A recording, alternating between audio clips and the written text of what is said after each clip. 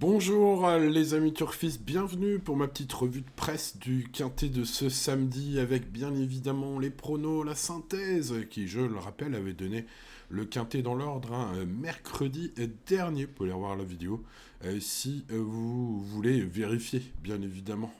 Alors, j'espère que vous allez bien, que vous êtes bien installés. On va voir aujourd'hui quelques favoris, bien sûr, les raisons pour lesquelles certains journalistes sont très chauds.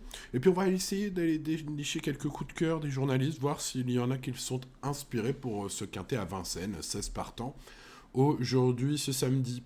Donc commençons bien tout d'abord par celui qui est le favori de la presse, globalement grand favori, puisqu'il est vraiment cité un peu partout. Il s'agit du 16, Killer.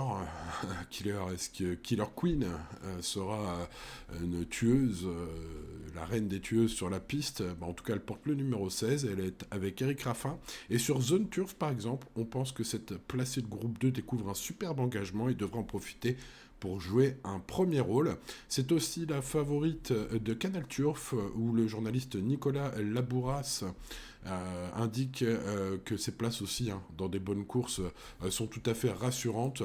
Le journaliste semble penser que face à une telle opposition, ce numéro 16 a vraiment une toute première chance.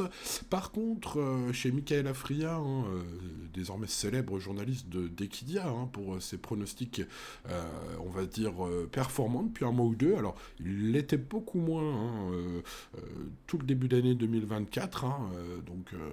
Voilà, pendant bien 7-8 mois, ça n'a rien donné. Et puis, fin d'année et début d'année 2025, là, Michael s'est bien réveillé. Alors, il indique deux chevaux de base aujourd'hui, les numéros 9 et 6. Donc, il va un peu contre les avis globaux de la presse, puisque son préféré, Just a Lady, c'est un cheval danois qui, pour ses débuts sur le sol français, a laissé une impression très favorable aux journalistes en second plan du prix de Mauriac où elle finit 9e. Donc il l'a un peu repéré, ce numéro 9. Est-ce que ça va être un bon tuyau?